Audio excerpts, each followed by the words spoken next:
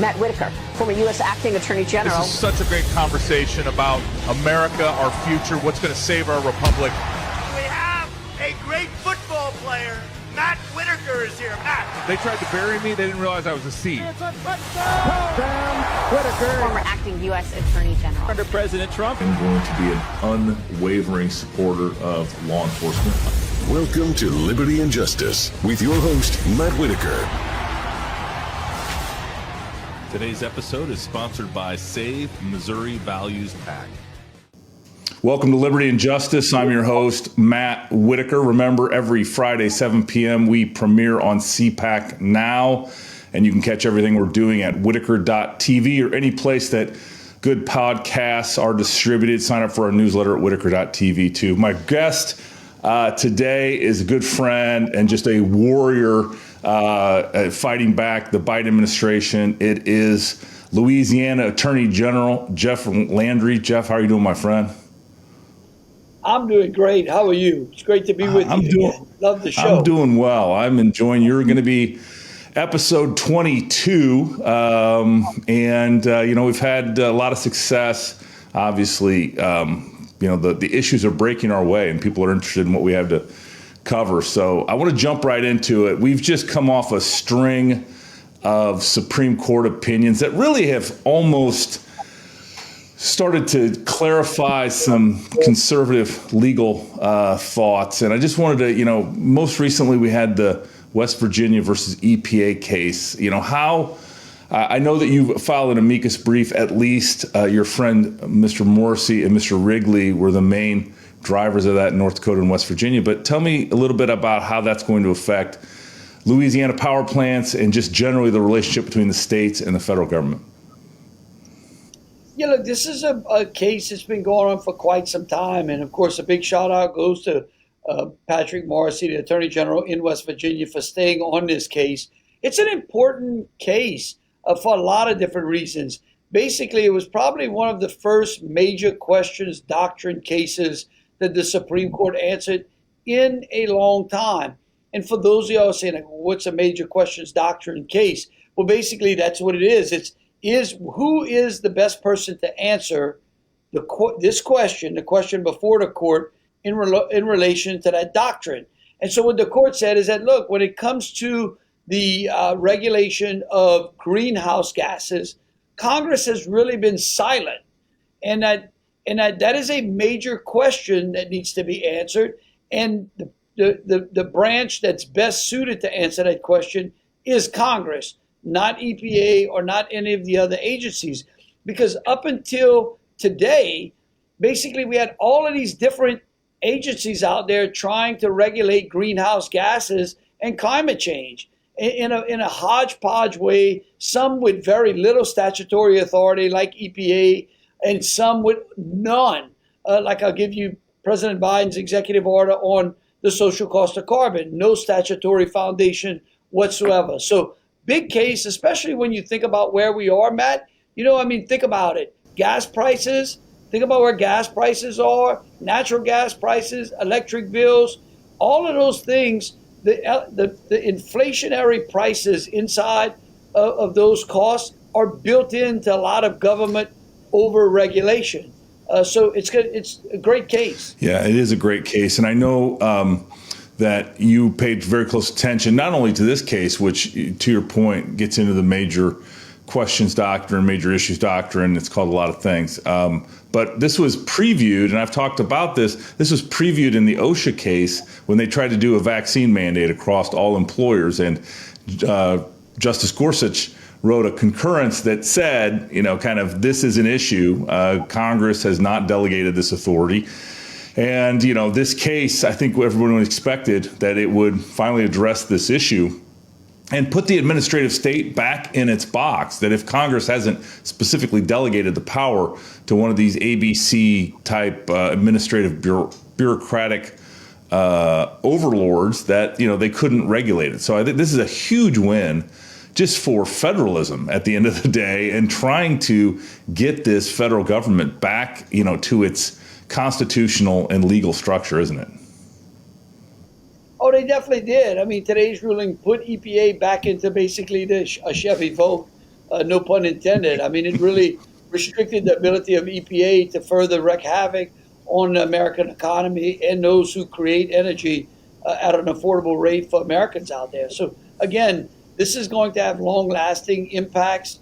This debate can rage on in the halls of Congress. That's where it belongs. If nothing is done, well, that's what happens sometimes in Congress, and maybe it's good for the American people when Congress actually does nothing. It is, but it's also good when the people feel like they have some power over their representatives.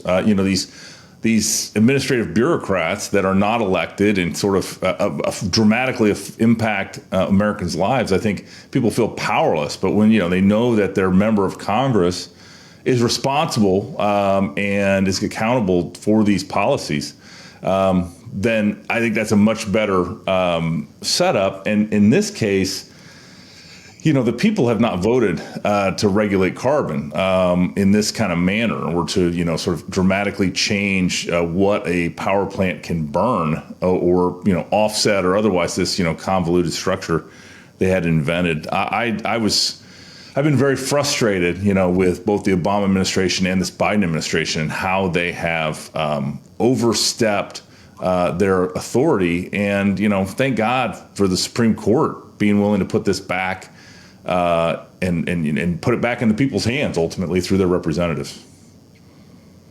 Look, there's no doubt that over the last, some would argue maybe 50 years, the Supreme Court has, through, I think, real bad rulings, expand the reach of the executive department. When the responsibility to govern the policy making body in our country, at least at the federal level, is supposed to be Congress, not the executive. And so what you saw in a string of rulings this year was basically the Supreme Court basically constricting that view, bringing us more back in line with, as you said, the ideology of federalism, and that states are sovereign and they have certain rights to be able to govern their citizens without a one size fits all approach, which is kind of what the court has kind of expanded over the last 50 years. It's going to be interesting. I really like it. It's exciting to see these new justices that are on the court flexing their muscle and their, belief that, the Constitution is the overarching document. It's not living and breathing. It sits over in the National Archives with a lot of black and white on the parchment, and we should read it literally. And so, again, a string of great cases that say that I think are going to have lasting effects for the court. Yeah, before we get into those other cases, I was struck by, you were once a member of Congress, if I'm not mistaken, and now you're Attorney General. So you've seen this really from both sides, kind of like when I was at the Department of Justice as a U.S. Attorney and then ultimately at Maine Justice. You kind of see it from a different angle. I assume that informs you on many of these issues as to kind of what the proper scope of the federal government is. And then, sort of as a state AG, I'm guessing that, sort of you see the federal overreach, maybe even just a slightly, more transparent way than maybe others might see it. Yeah, look, it really was. It was an honor to represent the citizens of Louisiana and Louisiana's then 3rd Congressional District. The difference is while many people out there believe that Congress is dysfunctional, I had an opportunity to go and serve and know that it is dysfunctional, right? And so that's the difference. I love the job that I'm doing now. It's unfortunate, I go around the country and the state and talking about how, it's unfortunate, but policy making is being set more in the courts than in the halls of Congress. It's completely dysfunctional. It's not the way it's supposed to be. We could do an entire podcast just on that. But that's where we are today. And kind of circling back, I think that's what the Supreme Court is trying to do. It's trying to steer the country back into the three co-equal branches of government and putting everybody back into their sandboxes where they belong. Yeah, well, let's talk about the next case that sort of was recent, and that's something that I'm sure you're dealing with the after effects, and that's the Dobbs opinion that overruled Roe v. Wade. Many of us believe that Roe v. Wade was one of the worst written and most terribly reasoned opinions ever to come out of the Supreme Court. I think there's, others like Plessy versus Ferguson and some other, of our, that heritage and era that were equally as terrible. But, I think Dobbs just dismantled the Roe v. Wade opinion, put it kind of to bed as what the law actually is and should be. And, constitutionally just said, listen, this right is not in the Constitution. Therefore, it's reserved to the states and the people. Now, as someone in the states that's dealing with this, how has that reservation of power affected your citizens and your state of Louisiana? Well, I certainly received that news with quite joy. Again, I tell people that not only was it a great decision because, again, almost 50 years ago, the court got it wrong. And then on Friday, they actually got it right. I think that the Dobbs decision will have a much far reach than simply the issue of abortion, right? Which was important in and of itself, which created a lot of divisiveness around the country. What amazes me is all the fits and anger that I'm watching when I turn on the news of people in California, New York, just like losing their mind, when, quite frankly, nothing's changed in those states, right? Everything has been protected. Everything continues to go on. That's how it's supposed to work in America. If you don't like the way that your state is being governed, if you don't like the policies that are being put forth, then you get the ability to move to another state that maybe those people share more of your values. And then those states get to compete on a scale of economics, right? That's why we're supposed to have the debate in the marketplace of ideas rather than in the street. And so, again, I think it's a great decision. It's the right decision. And I'm glad to see it was a 6-3 decision. Yeah, I was surprised that Roberts was willing to concur in the judgment. He, as many have commented, he offered a third way that no one agreed with him on, which I was kind of surprised. I figured, and I know since you're practiced in front of the Supreme Court, you don't like sort of speculating about what justices are thinking or doing, so that you can leave that to me. But I really thought Kavanaugh might try to help Chief Justice Roberts out with his concurrence. But there was just, I think that group of 5 that wrote the majority opinion, and then to your point, the 6th that concurred in the judgment, I think ultimately, knew that this was so important and that they had, in order to start the hard work of putting, as I said, constitutional jurisprudence closer to the Constitution, they knew that they had to, sort of do this with sound reasoning and, sort of just a great opinion.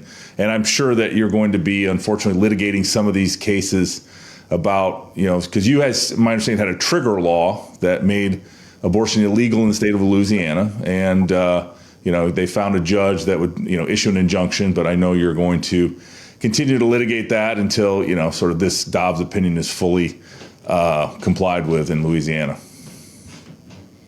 Yes, the interesting thing about this alleged injunction in Louisiana is it only enjoins me and the Secretary of LDH. It doesn't enjoin the statute. We put out a pretty strong letter to the Louisiana Medical Society on yesterday, explaining to them exactly what we believe the rules and the statutes are, because the judge did not address the statute, only tried to enjoin the action. We feel confident that we'll dispose of this in due time, efficiently and effectively, as quickly as we possibly can. I think going back to the overall court analysis, look, I got no problem walking through what I think these justices are doing. Roberts continues to be someone who seems to try to, balance the court in a more political way rather than a legal way. And I think that's problematic. I've been very critical of the management of that, because it is what it is. He's not responsible for the laws that Congress passes. He's only responsible for being able to apply the laws and the facts and to say what they particularly mean. And it's the same. He's not responsible for the way that the founders wrote the Constitution. So we shouldn't be reaching in and finding words that are just not there. I think that's a very interesting approach. Is certainly, look, I subscribe to a more Justice Thomas Scalia approach. I think that Kavanaugh, Gorsuch, and Barrett all kind of subscribe to the same. I think that justices get in trouble when they try to play cute by half or play politics, thinking, well, what we do is going to set the tempo for the nation. That's not true. There is a safety valve. Just call the balls and the strikes. If the people get mad, they get to go elect members of Congress to either undo that, add to those laws, and if we get to a point where we believe the Constitution is defective, there's a means by which we can adjust that as well. But again, what we saw in the Dobbs decision and why I think Kavanaugh and the rest of them finally just put their foot down was that they realized that the court has been in this circling firing squad when it comes to abortion. Each and every time they tried to read into it a little bit more, and the left wanted more and more and more, they just ended up in this terrible circle that they just could not get out of because the ruling at the beginning was wrong. I mean, think about where we've gone from Roe to today to what finally brought Dobbs. I mean, we've got some states out there that want to basically terminate life at birth. Or they want to increase their tourism in their state by offering incentives to come get an abortion. It's kind of disgusting if you really think about. I guess it's in the whole social corporate boardroom policy. I sent a tweet out the other day. It's really ridiculous when you think about, Disney has made nauseating amounts of profits on the backs of children, right? And then to go out and put in a policy that basically creates fewer children rather than more. I mean, it's so hypocritical. But again, I think that these are issues, not only abortion, but I think that the way the court came to the conclusion in Dobbs has some far-reaching effects on other major policy questions that are going to come before the court. And so it's going to be really exciting to see how that is played out. Yeah, and it only takes, I think, 4 judges to take a case up on cert. And so, you could see a very interesting group of 4 wanting to pull some of these cases up and, put brighter lines on federalism and what is and isn't in the purview of the federal government. Because, our founding fathers, as you were speaking earlier, founding fathers, I think laid out a pretty good roadmap for that the federal government can't solve all of our problems and that the states are the incubators of progress and of innovation and of, quite frankly, how to treat their citizens. And if people don't like the state they live in, then they can go somewhere else. Louisiana, prime example, my home state of Iowa, which has, implemented a lot of these conservative policies to the, advantage of their citizens. They're lowering taxes and still can't affect the weather. Still snows too much, but at the end of the day, I think people can choose where they live and where they want to raise their families. So next case, I know it's a case that is occurring a long way from you, which is that Coach Kennedy case and the prayer. I thought this was a huge victory for religious liberty and not taking religion out of society and trying to make people practice. You can practice your religion as long as you do it behind closed doors. I saw you celebrating on social media. Let's talk a little bit about that case and how it affect your personal response to it. Yeah, that case is kind of personal to me. I think that it's important for people to recognize that in 1964, the court basically handed out a ruling which basically started to take prayer out of school. And I can show you a lot of interesting statistics that show like the grade point average, graduation rates, lower ACT scores, higher divorce rates. I mean, higher crime rates, all since that particular time. Because again, there's no grounding. The country was founded on Judeo-Christian principles with a belief the foundation of this country was religion. It was actually God. Certainly, we put in the First Amendment a freedom of religion, but this is another interesting part where the court has reached in and wrote into the Constitution something which is not there. There's nothing in the First Amendment that says a separation of church and state. Personally, for me, I played football for a very successful high school football coach out here in Louisiana in a public school, and we prayed a lot. We prayed for the safety of players during practice. We prayed after the game. We prayed before the game. And yet, guess what? Nobody complained, and we won. And so again, it was just great to see. I think it's remarkable when coaches who are shaping our youth, right, especially at the high school level, have an opportunity to coach young men in football, which I call the game of life, and then to add that particular dimension to it, I think is absolutely important. So I just loved it. It's great victory. Yeah, it was. And, I mean, when I played college football at Iowa for Coach Hayden Fry, we said the Lord's Prayer before and after every game, holding hands as a team. And, nobody, like you said, nobody complained about it. It was just the way we did things. And obviously you'd like, God's power to protect the players and to have a great match and competitive match. Obviously, your successful football team in high school must have prayed for victory and had God's favor because you've been tough to beat. Yeah, well, and look, no one. I'd love to debate the people that question. No one questions the power of prayer, right? We have natural disasters. We have crises that occur in the country. Very tragic situations. First thing we do, we keep people in our thoughts and prayers. So we recognize the power of prayer, irrespective, right? And so to some kind of way, try to move that out the way. I call it.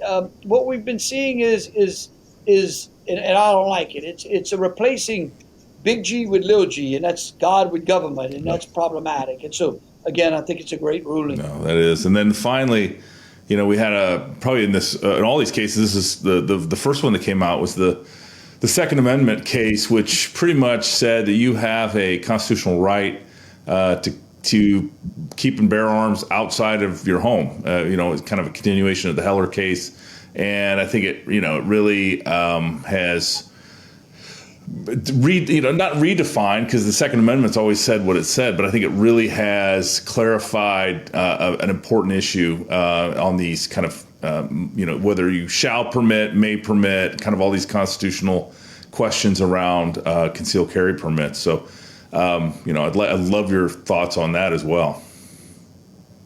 Yeah, look, I'll put it like this. I saw an interesting meme a day or so ago that, it's important to remember that the men who wrote the Second Amendment hadn't just come back from squirrel hunting. They'd actually come back from liberating a country from a dictator, right?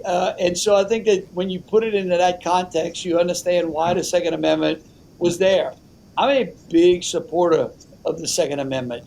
I think I subscribe to that feeling. I think that, that in ensuring our right to keep and bear arms is sacrosanct here in this country. I think the Supreme Court got it right. Mm-hmm. It's interesting. They struck down New York's laws and basically said, look, you cannot create this overburdensome position under which a person has to basically convince you through some due process as to why you want to own or possess a gun. And I've always continued to say that, when they're going to outlaw guns, only criminals will have guns. It's not stopping the criminals from possessing the guns. And so, I gave a big speech about this at the NRA convention several weeks ago. Yeah, and that's, you're so right. I mean, that none of these criminals in Chicago, for example, that are menacing their communities and killing people and causing all this violent crime are concealed carry permit holders. They didn't go and say, hey, can I have permission to carry a gun? I mean, these people are buying illegal guns, and they're, like I said, they're a menace. In the few minutes we have left, General, I'd love to hear about sort of the Louisiana redistricting case and kind of the twists and turns.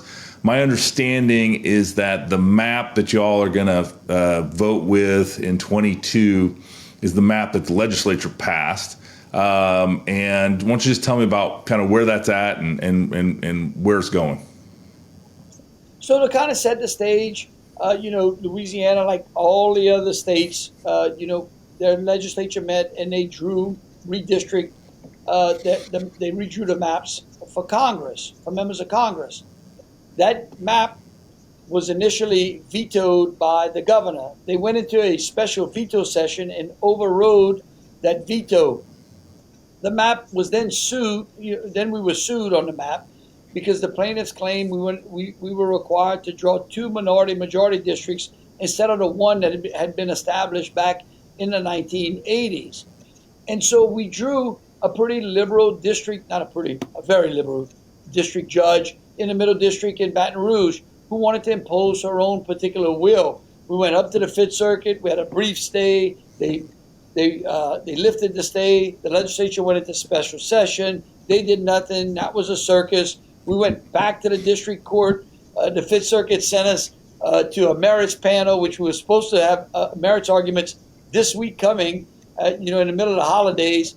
And then finally, Justice Alito and the United States Supreme Court reached down and said, "Okay, we're going to take you out of litigation hell, and we're going to marry you with the Merrill case, which is the Alabama case." I think it's important for people who don't follow this well to understand that the Supreme Court, I believe, in both the Alabama case and now the Louisiana case, are going to rewrite the laws, or not the laws, but rewrite the rules and procedures as to how legislatures should follow when redistricting. We have traditional redistricting principles, and if they would simply reassert them, I think the nation would be in great shape. Yeah, and the Supreme Court jurisprudence on this, I think, has been kind of moving more towards allowing legislatures to draw these districts and just saying, it's your state, you represent the people, draw them a district, and if they're not happy, they'll vote you out and they'll put somebody else in. Well, there's supposed to be really two rules, right? Two bright line rules when it comes to redistricting. One, you can't draw districts solely for racial purposes. Mm-hmm. So you can't draw a district simply to satisfy one race over another. Number two, you can draw for politicalness. In other words, politics is perfectly fine. You want to draw a Democrat district, you can draw a Democrat district. You want to draw a Republican one, you can draw a Republican one. Those are two easy rules to understand. And then the Supreme Court, in between those two rules, has issued what you call traditional redistricting principles, compactness, communities of interest, things of that sort. And so, again, if they reinsert those rules, I think it'll be easier for the legislatures out there to follow, and maybe we'll reduce the amount of litigation in this field. Awesome. Well, Attorney General Jeff Landry, you're a great warrior for conservatism, and not only that, but for the people of Louisiana. They're lucky to have you as their Attorney General. If people wanted to learn more about what you're doing in Louisiana, how can they find out? Where's the best place to keep tabs on you? They can go to agjefflandry.com for all the great things that we're doing at the Department of Justice. They can go to jefflandry.com to see what we're doing on the political side. Awesome. Well, thank you for joining us in Liberty and Justice. I'll remind everybody that's watching, you can catch everything I'm doing, premiere 7 p.m. on CPAC Now, otherwise Whitaker.tv. Make sure you sign up for our newsletter. Thanks, Jeff.